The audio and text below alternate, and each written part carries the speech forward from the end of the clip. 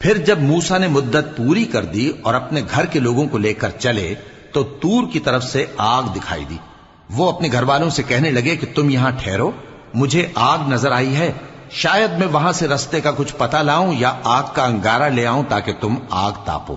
سو جب اس کے پاس پہنچے تو میدان کے دائیں کنارے سے ایک مبارک جگہ میں ایک درخت میں سے آواز آئی کہ اے موسیٰ، یہ میں ہوں اللہ، تمام جہانوں کا پروردگار، اور یہ کہ اپنی لاٹھی ڈال دو۔